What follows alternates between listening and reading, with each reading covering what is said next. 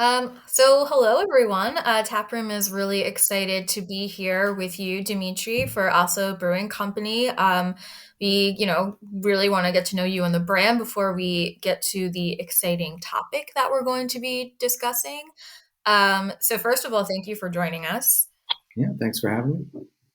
And so, in order to do so, in order to get to know you a bit, I know Oslo Brewing Company has a really cool story. So, why don't we just let you sort of take it from the beginning? You know, your love of craft beer, how you sort of ended up in Norway, and how Oslo Brewing Company grew from all of that. Yeah, so Oslo Brewing Company was started by a group of friends. My wife and most of the investors are all friends from high school, and they all happen to have a really convenient set of skills. We had a few graphic designers, a publicist, web designer, an accountant, a lawyer, and then there was me from the food and beverage industry. And I've been in the food and beverage industry for as long as I could work. Mainly as a bar and restaurant manager, but also as a chef, and I'm a trained pastry chef as well. Um, about 2009, I moved to Norway with my wife. We had lived in Rhode Island together, where I'm from, for 5 years. And then when I moved there, I started working in a restaurant group and kind of worked my way up there and got friendly with the owners and told them my dream about opening my own place. And he invited me into a craft beer bar that he was opening called Smelteverket. And at the time, I wasn't super into craft beer, but this bar ended up being, it had the second longest bar in Europe and was just like filled with tap lines. And yeah, it was just enormous. And I was a manager there. And then, yeah, I just had to get into craft beer and then fell in love with it. And yeah, my friends and partners always hung out there. And we had these huge serving tanks where people would always ask us, like, do you make your own beer here? And after like 3,000 times of getting that question, we figured, hey, maybe we should probably start making our own beer. And yeah, we had a night in the bar one night where we came up with that someone should make a beer for Oslo because Oslo is doing a lot of cool things, and we really want to tell that story. And yeah, you know how nights in a bar with friends and big plans sometimes go, sometimes don't happen, but the next morning someone got the website, someone registered the company, and we were meeting the next day. And over that, and things just started rolling from there, and everyone was super motivated. And the next year after that, we just started really getting down to work, and it was a super fun process. It was just working day and night with a lot of great friends, and we brought in other friends and it was just a lot of energy around it, like family. Right, and then so we ended up Oslo Brewing Company. We wanted to really capture the energy of Oslo as a brand. Like Oslo is really diverse and really welcoming. Has this great sense of community, and it's no one's really telling that story. It's there's like this really great cross section of like a vibrant urban life and a great culinary scene, and it's and then on the other side you have this great nature that surrounds the entire city, forests and like the oceans and the fjords and everything. And Norwegians don't really like talking about that so much. It's or they're not so boastful. So it took an American to come in and start Oslo Brewing Company to start showing off the city a little bit. Yeah, so it's when we first started, we had like a tagline called "Putting Oslo on the Map Through Beer." So we've always had the intention of being an international brand, and that's why, like, right when we started, we opened our bar Ull in Tokyo. Ull is the Norwegian word for beer. Um, that Asians love saying, or people in Japan love saying. It's so yeah, that's been a great hit and really kind of helped us get into the international market. And yeah, that's and yeah, also an important thing. We're a contract brewery, which means we rent space from other breweries. So we have 4 partners here in Norway, which has been a lot of fun. We get to work with a lot of different brewers with a lot of different experience. Um, yeah, we work from with a really experienced German Pilsner brewer to make our Nordic Pilsner, which is fantastic, and our flagship beer. And yeah, we work in Lofoten, which is just a beautiful place in Norway, which has just lots of mountains and nature and just really, really nice.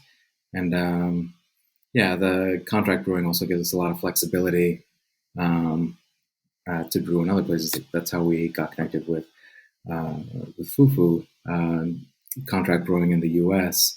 So we can get people fresh beer in the U.S. and yeah, gives us a lot of flexibility in our business, so we can do projects like this.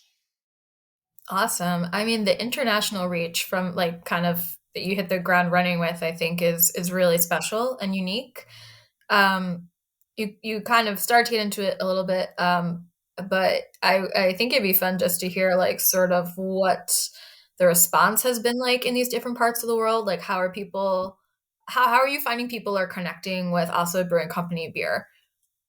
That's been really fun. It's in in Asia anyway. I'm sure you're familiar with Voss water, which is from Norway. Hmm. So it's that's I feel like that has done a lot of the work for us, because then a lot of the salespeople say, "Oh, this is made with the same water as Voss water," and it's just and everyone just So has interesting.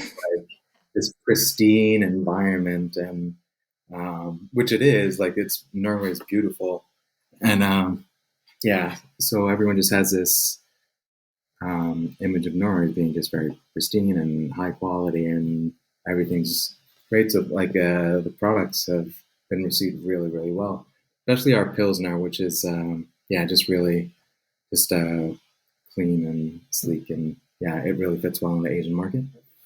And different markets react different ways. Yeah, in the US, we're just getting off the ground, so we don't have a lot of research on how people are reacting to it, but it seems really positive. We've gotten a lot of we get a lot of warm response from people so far, um, and yeah, and in Norway, yeah, yeah, it goes great. It's in Oslo we do great in cities where they're you know, we have friendly rivalries with. You know, you know, we chose a pretty strong geographical name. So, you know, yeah. I know I can. Oh, Oh, sorry. go ahead. Oh, I was just going to say, I know I can speak for the taproom sales team that when they're out in the field, especially in New York, talking about the brand, it's so easy for them to paint a picture of where this beer comes from, the scenery.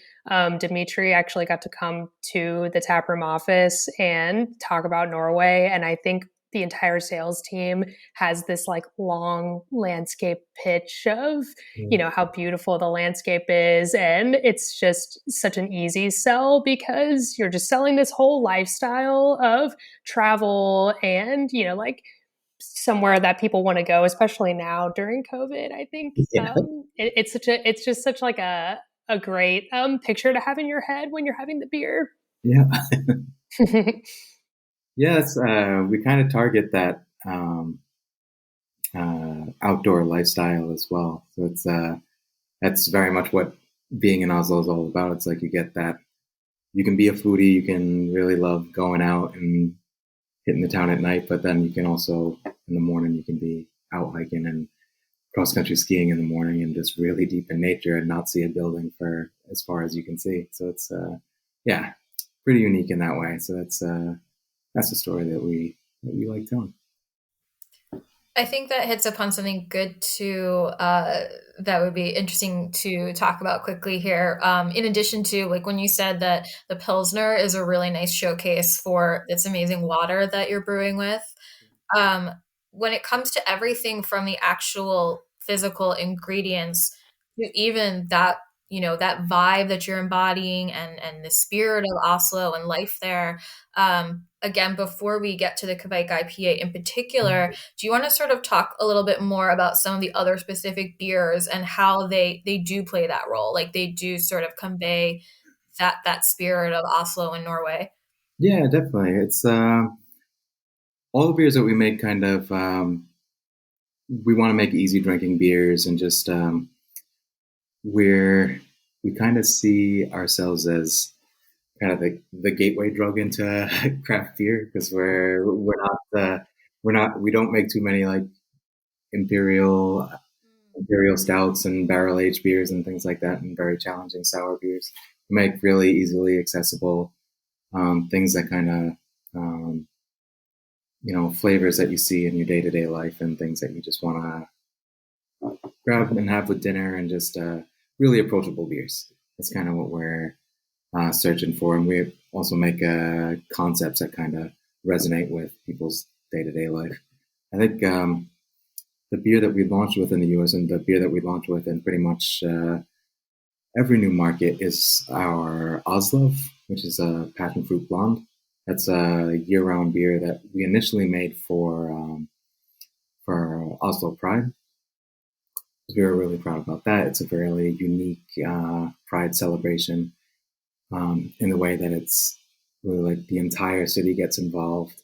Like from people, it's a family event. Like people are just more excited about kids are just excited to see all the unique people and get their face painted and just like have a good night. And it's a really beautiful celebration. But the word Oslo comes from in Oslo there was this terrorist attack that happened, and afterwards, like a lot of cities have been hit by terrorist attacks, unfortunately, and afterwards the city usually comes together, and Oslo was no different. And the tagline with that was Oslo, and it was the entire town was like, we're not going to react with hate, we're just going to react and be more open, be more diverse, be more welcoming. And it was a really beautiful thing that we liked and that we wanted to capture in that beer, and that's kind of at the core of what our values are as a company and the values of what Oslo are, and that's what we want to communicate. So that's usually the beer that we enter in with, because that's really telling the story of who we are and what we want to be and who we want to be. That's a really great story. Okay, so we're going to get into our explainer a bit here. So this is a great time for me to find out if I've been embarrassing myself. Am I pronouncing Kveik correctly? Yeah, Okay. absolutely. Like now that I've said it 7 times. Um, yeah, so because Oslo Brewing Company has this fantastic Kveik IPA, and because you are in Norway where this yeast strain originates, we are going to have you walk us through a bit about this. So basically, Hannah and I have been talking lately when we were talking about this IPA. The fact that I think here in the States, we've been starting to see Kveik printed on cans the last couple of years or so. And so I think there's a perception among some American craft beer drinkers that this is like a hot new thing, when really it's brewers sort of coming around to something that's been around for actually a very long time. Can you tell us anything you sort of know about the history and origins of Kveik yeast? Yeah, definitely. It's been around for a long time. I actually tried finding out when it was actually founded, but there's no clear date on that. It's just been around. Even Vikings used it, and Wow. it's categorized as a farmhouse ale, and a lot of farms in Norway use this yeast for both beer brewing and bread making. You only have one yeast, so and it was just a constant job, just baking, brewing, because you had to keep the yeast alive. If your yeast went sour, then you had to go get it from your neighbor or somewhere down the road. That's why it's today when there's not so many farms around, and that kind of almost went out of existence. Luckily, not completely out of existence for us, but I think it was not that long ago. It was in the early 2000s. There was a strain from Voss that was sent to a lab, and then that was to be cultivated and then used commercially. And then, remember when home brewers started using it, and then we started hearing about it, and it was friends would just be passing it around through homebrew communities, and that's where it kind of started. And commercially, it didn't come till a little bit later. The trend blew up almost in Norway the same time as it did around the world. It felt like anyway. It's when everyone started brewing beers, then you start seeing beers being brewed in other countries with Kveik, and you're like, how did they hear about this already? It seemed to happen really quickly. But the flavors and everything about it is really special. So it was great that it's come back to life.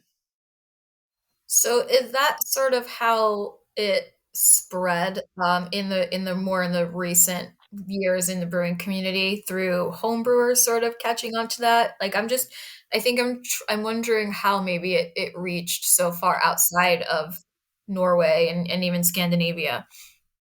Well, like uh, the there are a lot of different Kveik strains. So like there's Upshaug, which is the one that we use in our beer, and there's Voss, and there's even a newer strain called Oslo that another a lab has made. It's not original, but they all have the same genetic properties, but they're all different strains. So they've all been cultivated in different regions and just kept alive.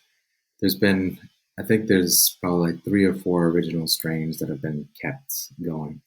But and then just passed. It's really similar to like a sourdough starter. So if you pass that around, you can transfer it in bread. It's the same. Like I was saying, you can use the yeast for bread or for beer. So it's passed around that way down through families. It takes a lot of work and diligence to keep those things alive for hundreds of years. Yeah, I was going to ask how it sort of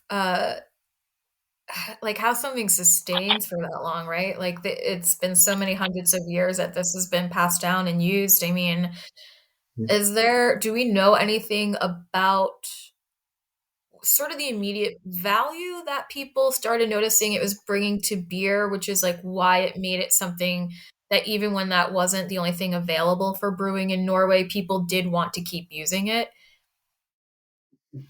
The value for home brewers, the value for home brewers is that it brews.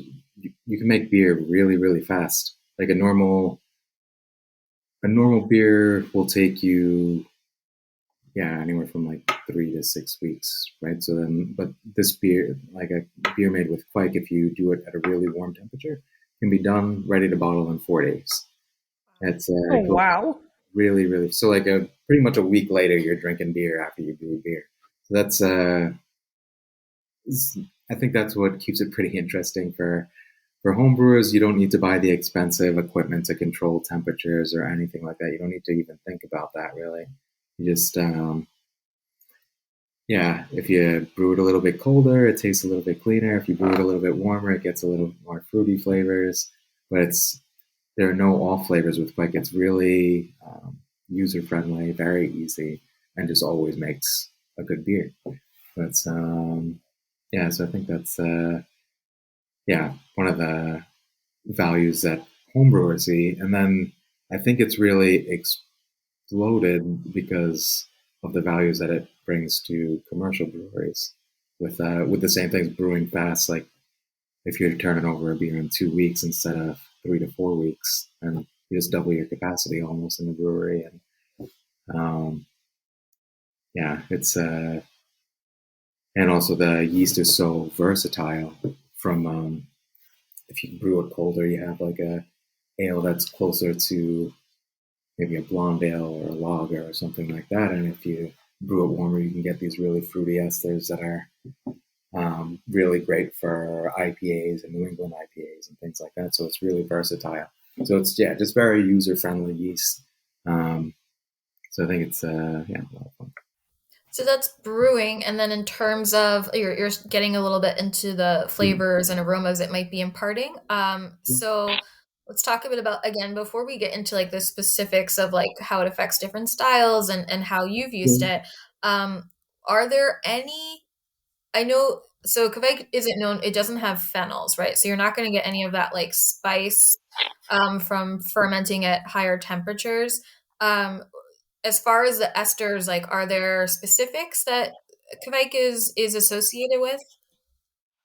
There's a few different strains. Most of them are tropical fruits, but some of them, the one that we use in particular, the upside, is more, that's pretty clean. That does impart some flavor. Like I think that does have a little bit of a little spiciness to it, but it's overall very, yeah, just a uh, clean flavor. But I think that's the two varieties. There's yeah, like the Voss that has a lot of tropical fruit, guava, citrus, and yeah, the Stranda hops, which the upside was a part of. That's more clean. Have you seen any variations per region? Like certain regions like to use it with certain flavors, or like the trends that have been happening as it's kind of spread. Yeah. I think well, this yeast complements, you know, every craft brewery likes making their New England IPAs, so it really complements that style really well. So I think yeah, that's been the biggest hits, and then I haven't seen, like, people have made a lot of other styles of beer with Pike, of course, but I think the lagers and really um, more straightforward beers are really unique and have a yeah, full-bodied, um, yeah, like a full-bodied lager, and it's really nice. But I don't see as many of those as I would like to see. I think we'd like to make those pretty soon. Um, I'm very interested in that. I would love a yeah, more like full depth lager. yeah, Yeah. it's yeah, I think it would be yeah, I think we should make some more of those. But IPAs seem to be the trend with this style, quite, or yeah, like some farmhouse ales there, or some twists on that, like like a Norwegian version of a saison, I guess. It's interesting that that you said before that this sort of exploded at the same time in Norway as it did in the States, because I had this sneaking suspicion that I'm like, oh, we probably just caught on to this, and people in Norway have been enjoying Kveik, like fermented craft beer for years. So this really did all sort of like boom at the same time ish, so to speak. More or less, like, it's been around. If you go to Voss or like someplace where the yeast was being made, like you can of course go to a farmhouse and you could have found this beer made with their house yeast, but yeah, it wasn't commercially available. For sure, you couldn't find it in your grocery store like you can now. It's more at the local liquor store or something. But yeah, now it's really ready available. What so we know the benefits for brewers in terms of as a drinker, as a consumer, you know, the person enjoying that beer, what do you think maybe is making that difference that's leading to Kveik's popularity? Like, do you remember the first time you had a beer made with Kveik yeast and sort of like, is there a difference you're picking up on, even if it's subtle and maybe the average beer drinker wouldn't know exactly why? Like, is there some noticeable difference there? Um, there's definitely, like, it brings a different kind of fruit flavor than hops do. So it's nuanced. Like there's still the tropical fruits. There's still this, yeah, the citrus taste that hops give, but it's definitely different. It's just um, I guess yeah, just kind of like making a soup or something. And you know, if you get different layers, you put you know, your hops or your herbs, and you know, I guess the root vegetables in it are kind of the yeast in there, so you get like different layers of flavor, and that's what the yeast is doing. So it really makes a more full bodied, kind of complete beer, I guess. So is the Kveik IPA also Brewing Company's first beer with Kveik? No, we've made a few. We've made an Easter IPA with Quake that was pretty good. We made a couple. We've done a lot of IPAs with Quake. The first beer that we did was with that was when we first started hearing about Kveik, and a friend of a friend had gotten us like a vial of yeast to do a test batch with, and we made a cider with Norwegian apples. Norway's really proud about their apples; they're super crisp and tart and great. And we also made a saison-ish kind of beer, and then we blended them together. Um, and that just came out. Yeah, that was just really nice. We had a test lab that we were just doing just a few kegs at a time, and that one came out great. It was just just a really really dry. The sizer. Was, It sounds so good. It does sound so good. Yeah, it sounds delicious, especially with like an amazing. I'm just picturing like the best apple I've ever had in my life. Yeah, Just in this beer too. Yeah, that was our first one. That was our first experience with it. And that was, that was a lot of fun. But we hand grinded those apples, so that was, we didn't do that. We didn't scale that one It up. was a labor of love. yeah. Have there been any other styles that you've experimented with or tried? Any hits, any misses with Kveik? We've done. It's mainly been the IPA and then the farmhouse ale. I would love to get into more cleaner styles that don't have the adjuncts that just let the yeast shine, because there aren't too many of those on the market, and the yeast has so much flavor in itself. And so with everything that's happening, that's another conversation. But everything that's happening in the malt world now, there's a lot of flavors there. So just have something that just really lets the beer shine without all the hoppiness would be a lot of fun. Something that I'd really like to make. That would definitely fit in with the portfolio of other flavors you have. That's very drinkable. Yeah. Mm-hmm. Yeah, we vote yes for that. Well, the pièce de résistance. So I have it here, and I'm really excited. So I'll take a pour of this so we can talk a little bit about the Kveik IPA here in particular. Courtney, is this your first time trying it? We're getting a real life reaction. Yeah. Isn't that lovely? That's a great pour. It smells so good. Okay, let's talk a little bit before we get to the flavor and aroma. Maybe concepting of this beer, like how. So you're working with Kveik on these. You have this farmhouse, you have this other IPA that you've done. Like, how did this particular Kveik IPA end up in this can? Well, we wanted to use Upsal yeast because that's from Strana, which is it's a really clean Kveik yeast. So it ferments out without a lot of the fruity esters because we had great hops and we have Galaxy, Citra, and Amarillo. We really wanted to make those shine. And we wanted to have the Kveik yeast just provide that full body and just kind of the background flavors and not have those two flavors competing. So so that's the yeast that we chose, and then the body is just a lot of wheat and oats, and just to make it really full bodied, and the warming sensation is the 9% of alcohol that we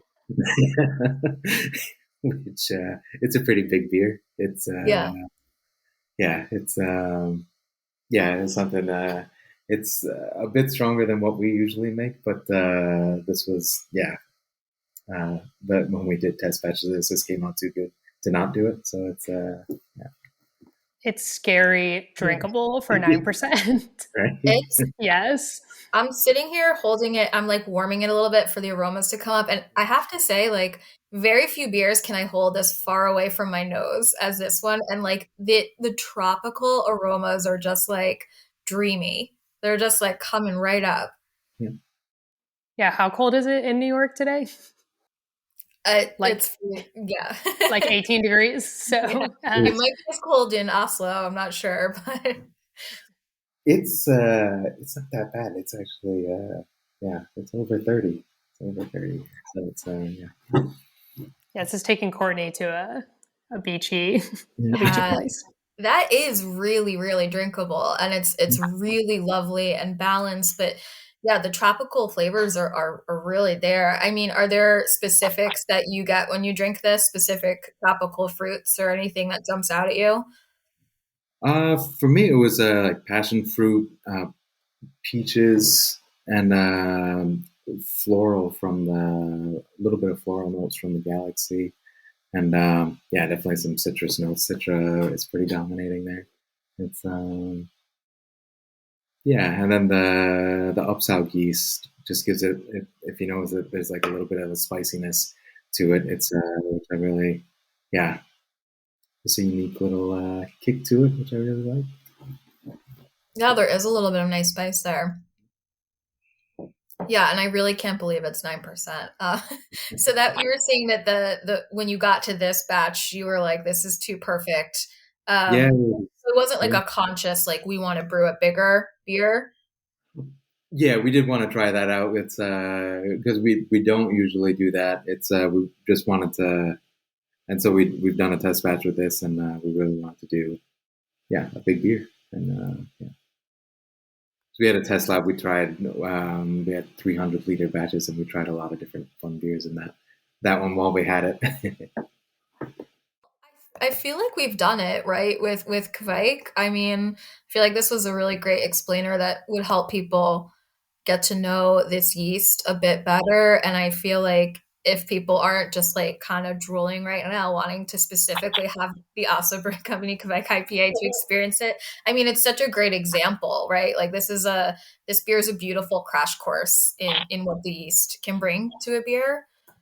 Um, I think what would be maybe like a fun way to end is let's just talk about amazing other Norwegian or Scandinavian, any other regional ingredients that maybe you are interested in that you want to experiment with. Like, are there any other elements of beers that we can expect to see from Oslo Brewing down the pipeline?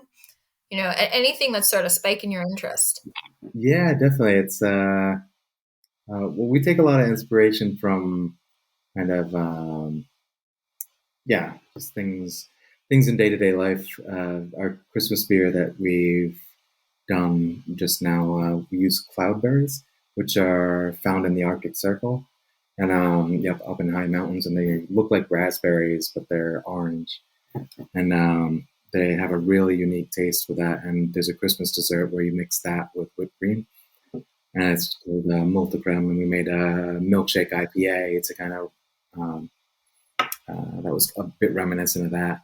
That would be yeah, we made that one, and we also made a pilsner with that with the same cloudberries, and it's just such a fun ingredient to use because it's one, it's super hard to get. Like me and Fufu have been looking for it everywhere in the U.S. to try and get it. It's but yeah, it's really hard. It's you have to go and like hand pick them in the mountains, and it's so yeah, we really like getting that here.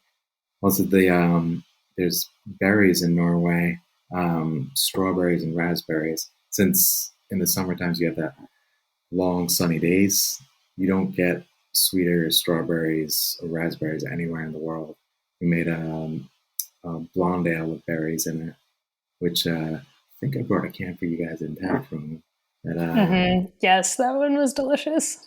yeah, that was yeah, the berries are just so, yeah, so nice. And we brew those at Lofoten, where they have this massive freezer in the brewery, and people go pick berries in the mountains, drop them off there because they have the huge freezer in the space, then forget about them, and then we get to put them in our Oh, beers. Oh my god.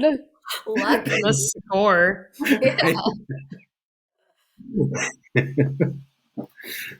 So yeah, that's yeah. What other ingredients? There's a lot of people use juniper or pine shoots here. That's not such an unusual ingredient, but very commonly used here. And that's we use that in winter wheat beer that came out pretty nice. Yeah. I know you Right. said Norwegians aren't boastful, but it sounds like you're making a very strong case for the fruit. Yeah. and I'm really jealous. So I feel like I'm getting a crapshoot of fruit now. So But Yeah. that's Right. but that's pretty much it though. Like if you want a mango or something, yeah, we don't got those. Fair trade, fair, I Yeah, think. yeah, Yeah, fair. that sounds what you can get just sounds heavenly. yeah. So awesome. Well, I mean, I think I can speak for everyone at Taproom, and I'm sure everyone is listening that we're all really excited to continue to see what comes out of Oslo Brewing Company. So I mean, thank you so much for imparting your Kveik yeast wisdom and telling us about the brand. I think, this was really fun. So thank you so much. Thank you. Appreciate it. And thank you. We're all going to take a trip soon. Great. Yes. All Yeah. right. Well, cheers, everyone. All right. Cheers.